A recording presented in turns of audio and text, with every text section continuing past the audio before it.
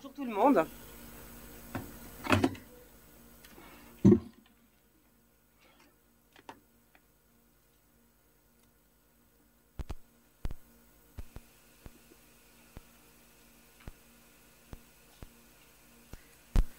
Voilà, donc je vais donc reprendre la suite ici. Mon rôle ici, c'est vraiment de vous montrer un petit peu pourquoi vous êtes là.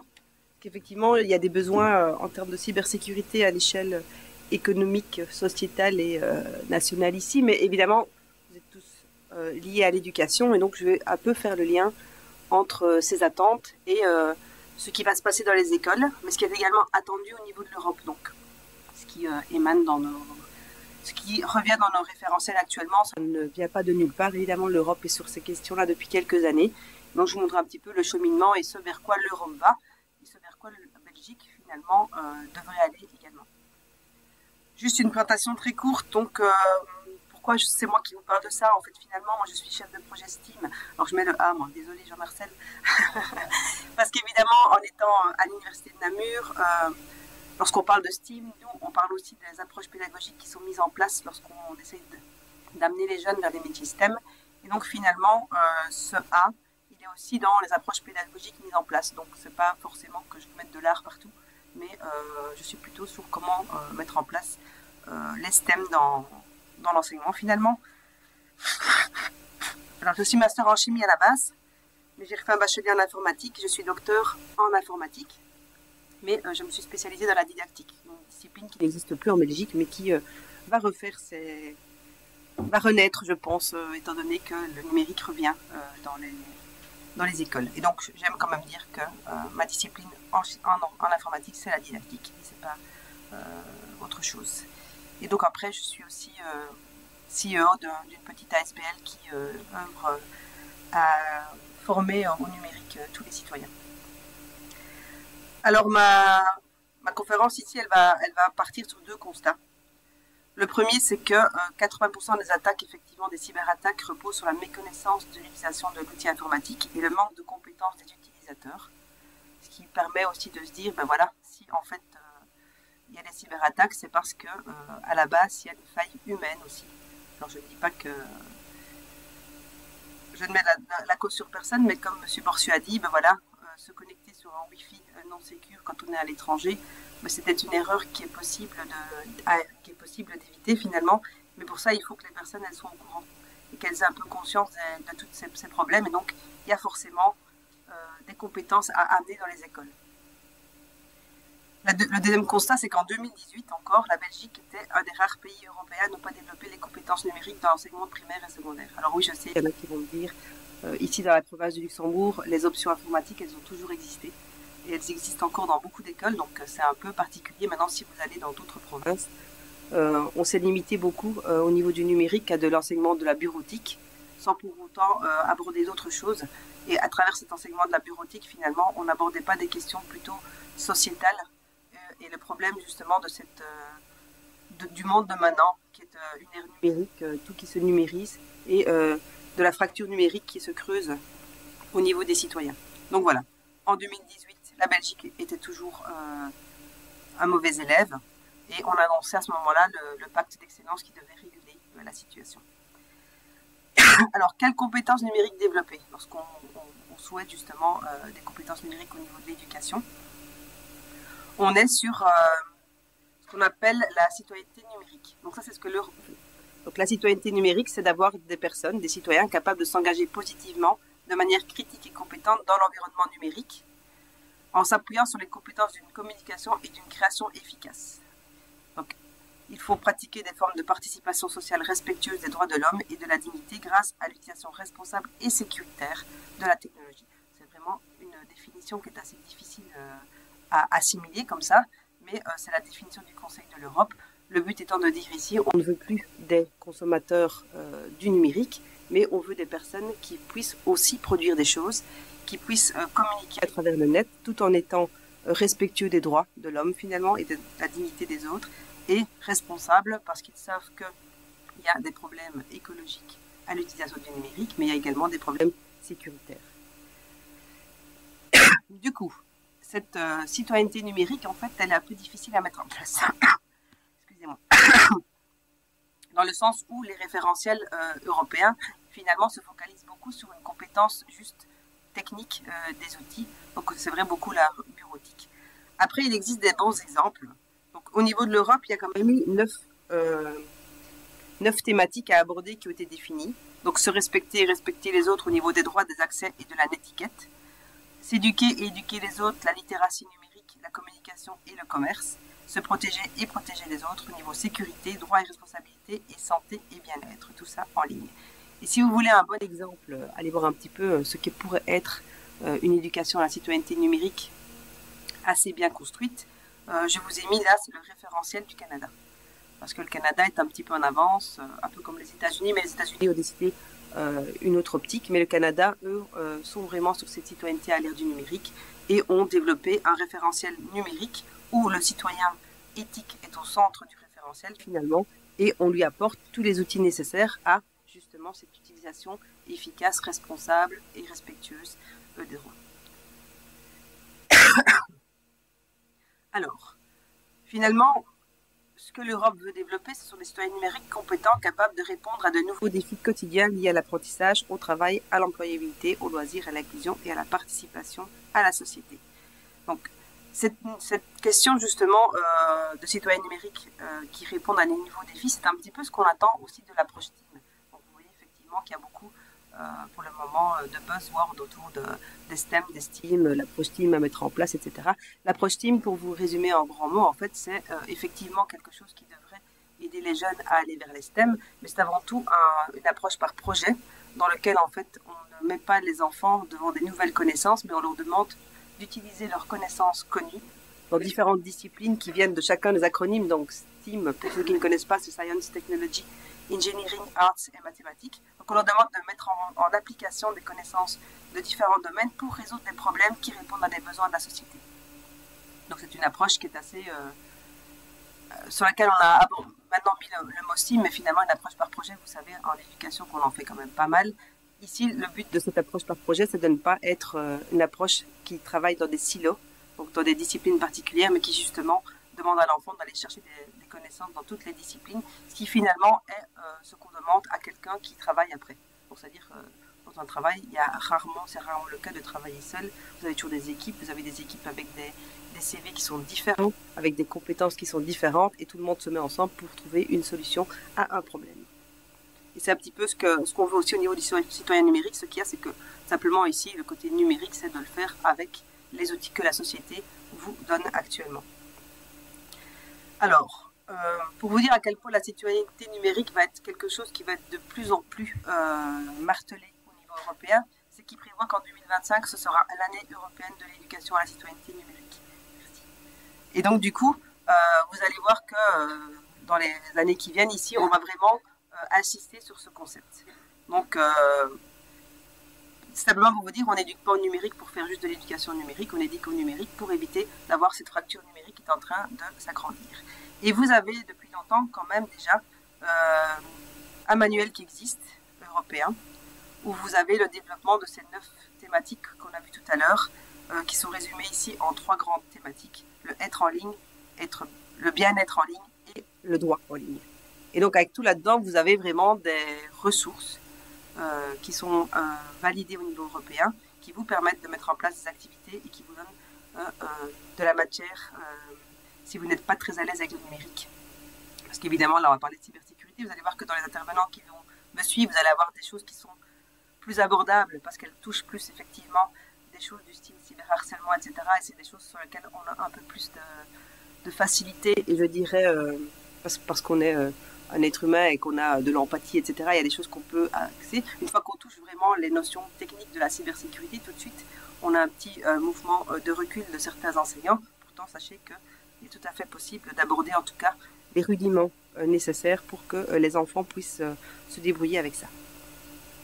Alors, ce qui est attendu justement dans ce fameux référentiel, vous avez quand même un truc extrêmement important au niveau de la cybersécurité, parce que j'essaie toujours de vous ramener le pourquoi vous êtes ici. C'est que le citoyen numérique, donc l'Europe considère que c'est une responsabilité civique de veiller à la cybersécurité sur l'ensemble de leurs outils connectés à Internet en appliquant les paramètres de vie privée et de sécurité disponibles et en installant des antivirus, anticourriels, antilogiciels malveillants et autres logiciels offrant une sécurité optimale.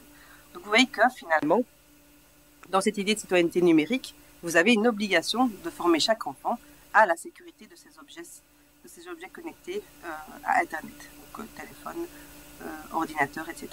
Vous allez voir, en plus, je fais un peu je vous gâche un peu peut-être la surprise, mais dans ce qui va venir après mon intervention, vous allez avoir des cas concrets où parfois on ne se rend pas compte des actions qu'on a, qui sont des actions qui ne sont pas sécurisées, mais voilà, ce sont des routines qu'on a et on ne change pas ces routines-là. Et donc le but ici, c'est vraiment de faire en sorte que les jeunes qui arrivent, et puis vous aussi avec, hein, donc on va se former aussi avec les élèves, on abandonne toute une série de manipulations qu'on faisait de façon routinière, mais qui ne sont pas sécurisées.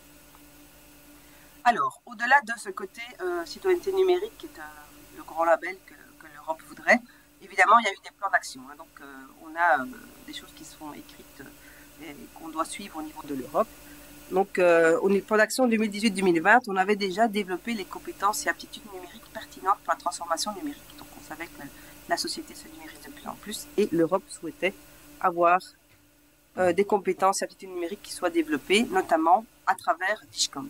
Est-ce que vous connaissez tous DIGCOMP ici? Donc, c'est Digital Competence Framework. Donc, c'est le référentiel européen pour l'apprentissage du numérique. Donc, ce qui a été signé par l'ensemble des pays européens comme étant la base à connaître au niveau numérique. C'est marrant parce qu'habituellement, j'ai toujours des hordes de personnes devant moi qui connaissent tout ça.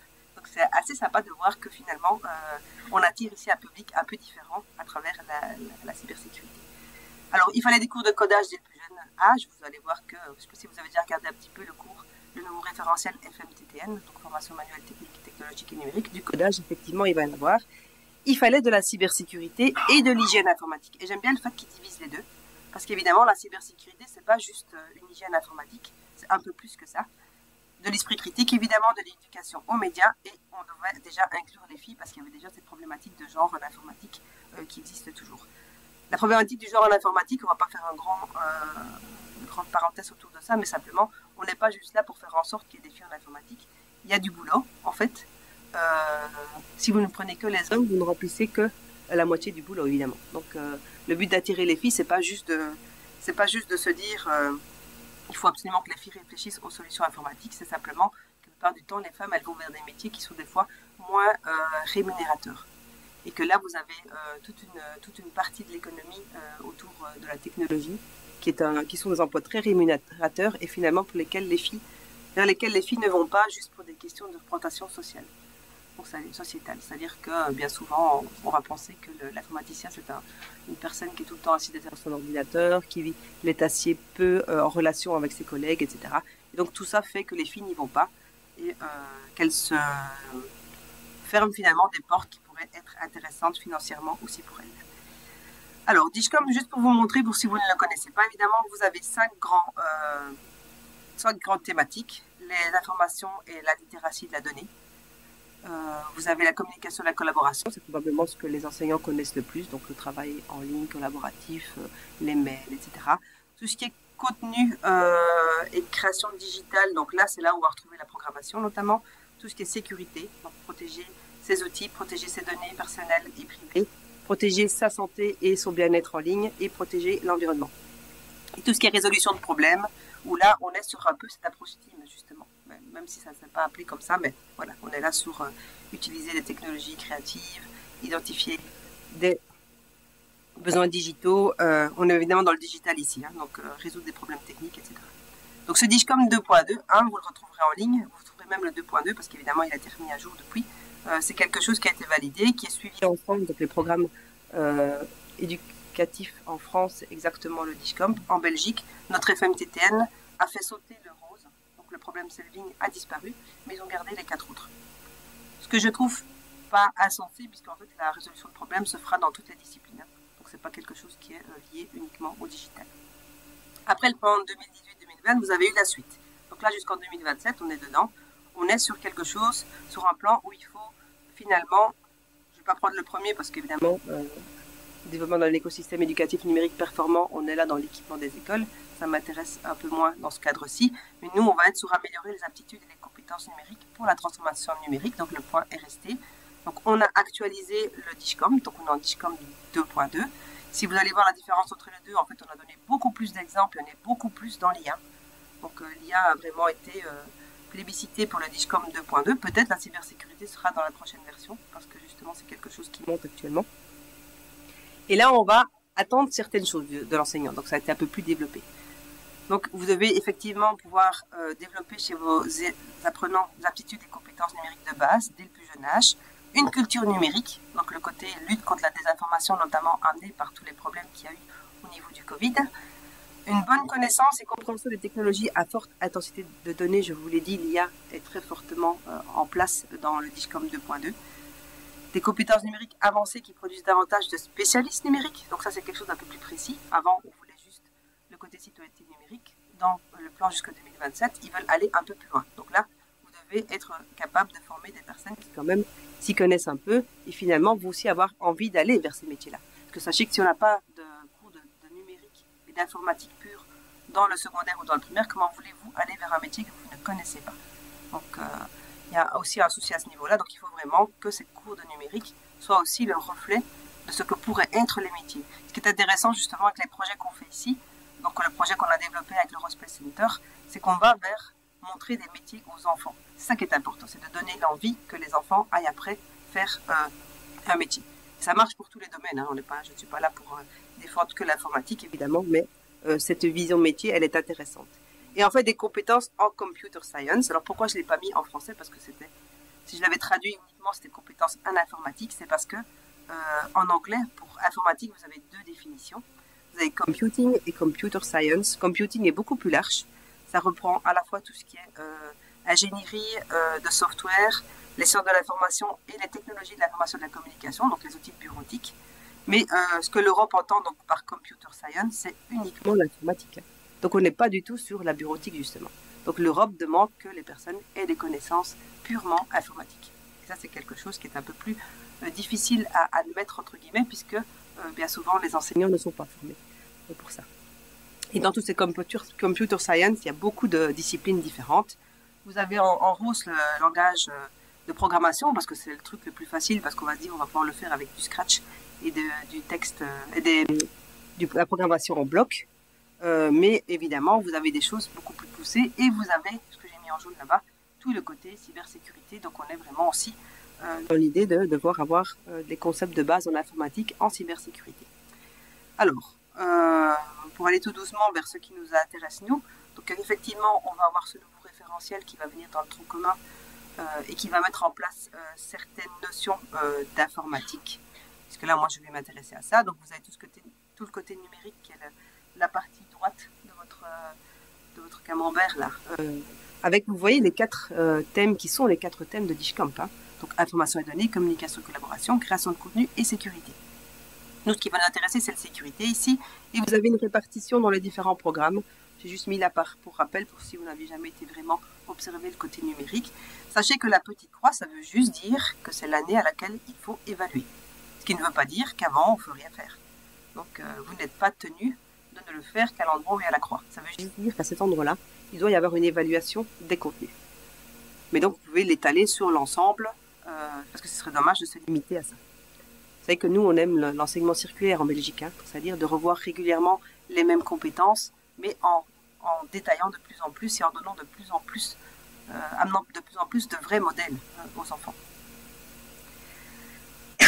Alors, si on regarde les objectifs pédagogiques du référentiel, justement, vous avez la dernière qui m'intéresse particulièrement. Donc, la capacité que l'élève puisse paramétrer son matériel numérique, assurer sa sécurité et celle des autres en ligne.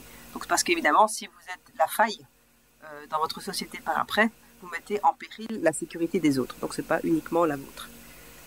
Et donc, après le côté sécurité, il y a un objectif particulier aussi, c'est être autonome dans l'usage des outils numériques, aborder les notions de sécurité au travers de la protection des données et des personnes, et alors tendre vers une utilisation sociale, citoyenne et éthique. Donc on a ce côté citoyen, il revient quand même, hein, des médias numériques avec un minimum de risques. Et alors, je vous ai quand même repris les compétences, savoir et savoir-faire qui sont prévues pour chacun des deux croix que vous aviez, donc en P6 et en S1, où doit y avoir évaluation. On voit que là, ici, en tout cas au niveau de la Belgique et de votre référentiel, on va être sur des aspects d'identité numérique, de cyberharcèlement, de cyberdépendance.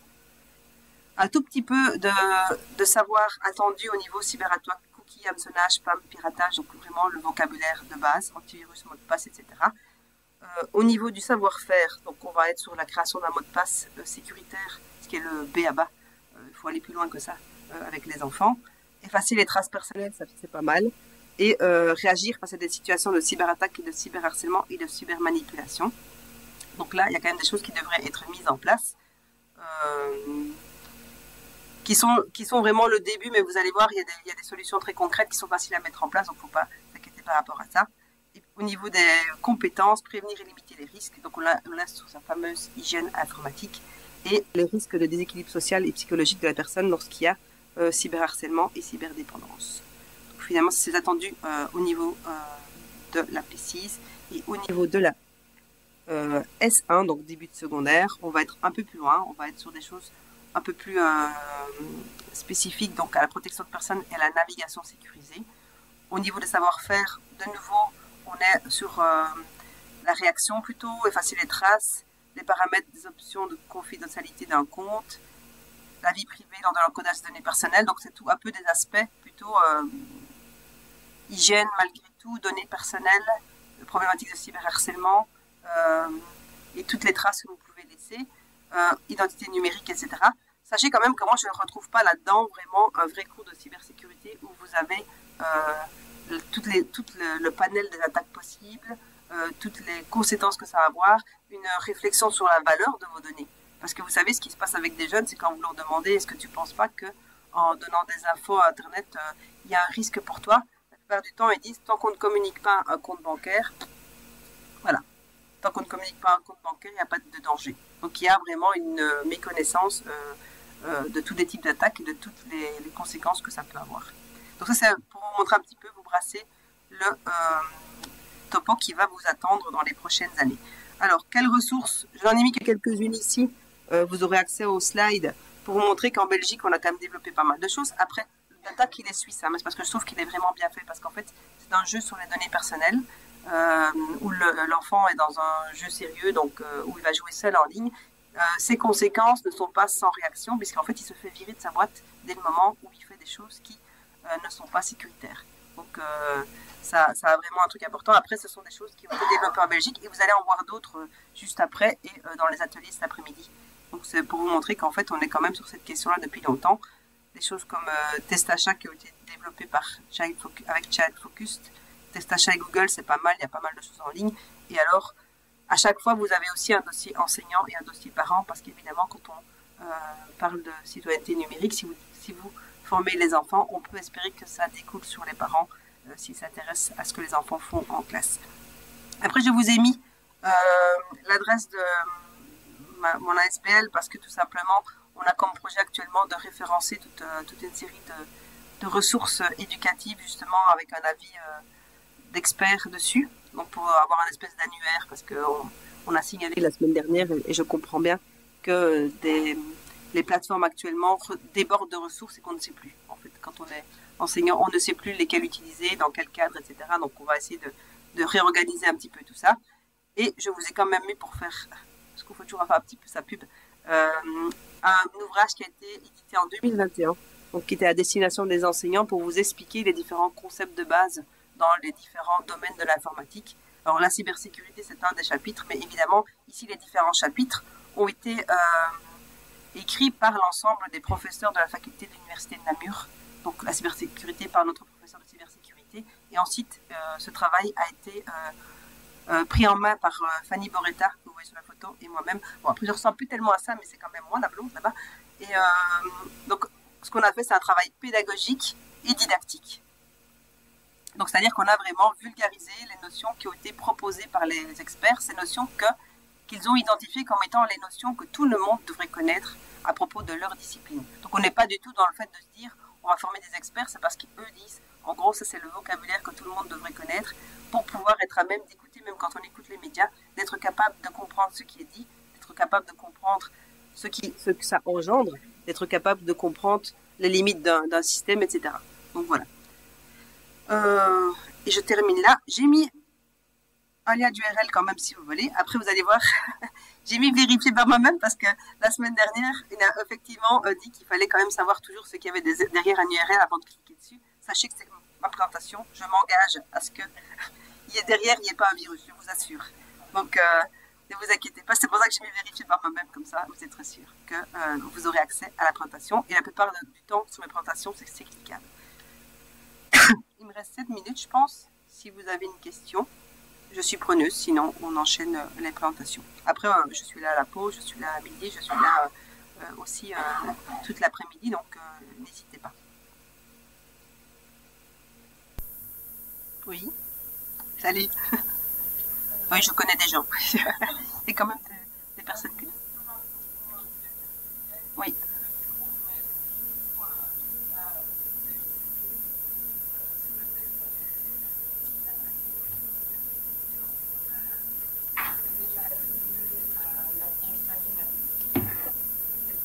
Je ne sais pas si c'est... En fait, j'ai entendu ces bruits aussi. Je ne suis pas dans les magouilles de la FEB, mais j'ai entendu aussi ce bruit tout simplement aussi parce qu'il y a des bacheliers qui se créent formation numérique, mathématiques et numérique. Et effectivement. Maintenant, sachez quand même que dans la partie mathématique, il y a quand même déjà du numérique. Hein. Donc, il y a de l'algorithmique, etc. Donc, je ne sais pas si pour autant tout le monde va attribuer ça aux mathématiques, mais c'est vrai qu'il y a quelques référentiels qui sortent dans ce sens-là. Après, il y a quand même des bacheliers qui se créent en FMTTN tout complet. Donc, je ne sais pas dire. Maintenant, moi, ce que j'ai entendu aussi, c'est que le FMTTN allait se prolonger de toute façon en secondaire supérieur. Peut-être aussi que ces mathématiciens vont prendre les parties secondaires supérieures, parce qu'à ce moment-là, il faudra vraiment être... Si vous avez fait du numérique jusqu'à 15 ans, sachez que de 15 à 18, vous allez avoir des étudiants qui auront le niveau actuel de nos bacheliers 3, logiquement. C'est ce que la France est en train de faire. Donc, si on suit ce que la France fait, les programmes français de 15 à 18 ans, c'est l'équivalent des licences 3. Donc, ça veut dire qu'il faudra à ce moment-là avoir de vrais spécialistes. Et donc, peut-être que ces mathématiciens seront peut-être les spécialistes. Parce que je doute, honnêtement, que vous ayez un informaticien qui retourne dans l'éducation. Tout simplement, il faut être pragmatique. Au début, en tout cas, nos étudiants, ils viennent surtout pour le salaire.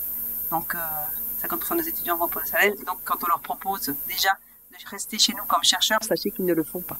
Donc, on n'arrive pas à garder nos chercheurs parce qu'ils sont mieux payés dans le privé. Donc, j'ai un doute que eux reviennent enseigner dans le secondaire. Mais donc, à ce moment-là, je me dirais que les mathématiciens, on les placerait plutôt sur le côté supérieur parce qu'il faudra des personnes assez formées. Donc, c'est difficile à dire, mais je pense que c'est une possibilité, mais il n'y aura pas assez de mathématiciens. Vous savez qu'on est déjà en pénurie de mathématiciens. Donc,